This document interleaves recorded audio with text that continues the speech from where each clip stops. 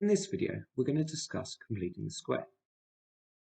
Now, if we have a general quadratic expression, ax squared plus bx plus c, complete the square, what we are talking about is putting it in the form of a multiplied by x plus some other value d,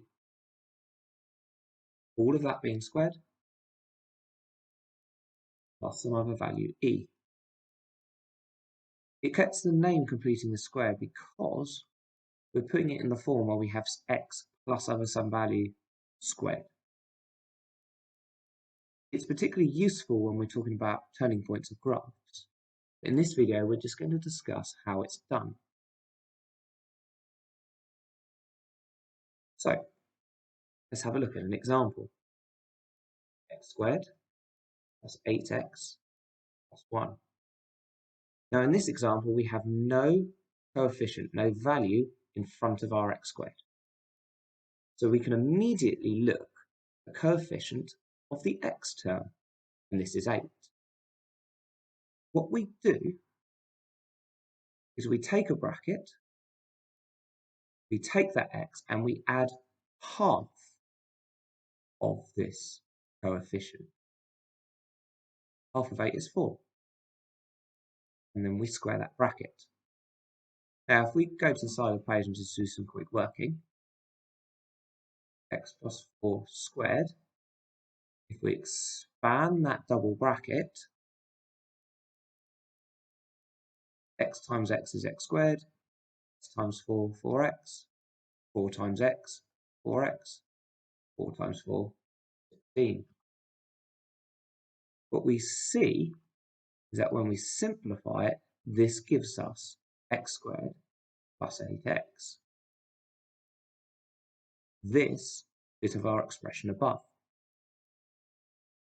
But what we also notice is that we get this plus 16 here. So for our expression here to be the same as this bit up here, we're going to have to take away this 16 that we've produced extra by expanding this bracket. But if you look up here, we still got this plus 1, so we need to keep that in our answer. So we can simplify this. X plus 4 all squared, and then we've got minus 16 plus 1 minus 15. And this gets us in the form of a x plus d all squared plus e. Here our a will just be 1, our d will be 4, and our e will be minus 15.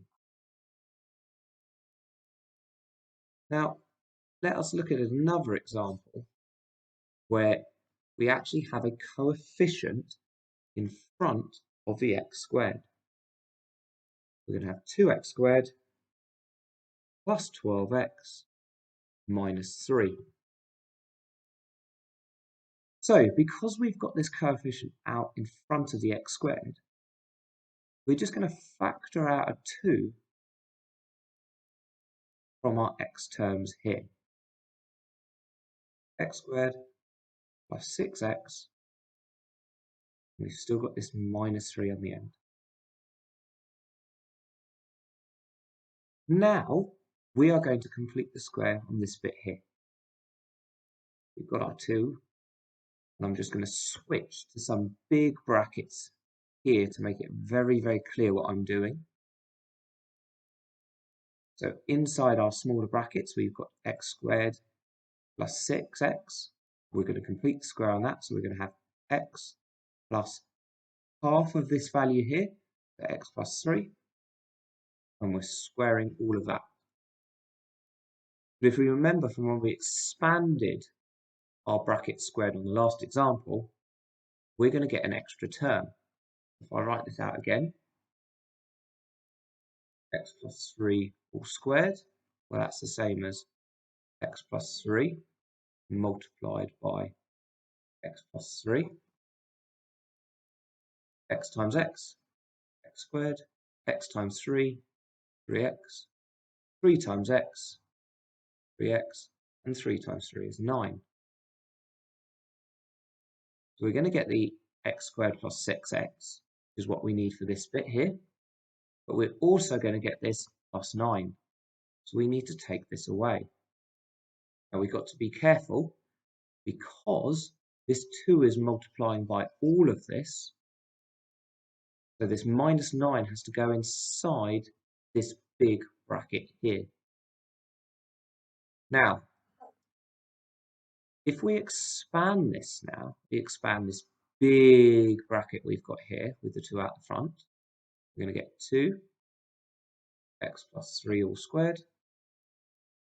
2 times minus 9 is minus 18. And then we've got a minus 3 there. Minus 18 minus 3. Minus 21. Now, is this in the form of completing the square? So we want a x plus b all squared plus e. Well, here our a is 2, our d is plus 3, and our e is minus 21. So we've got it in the form of completing the square.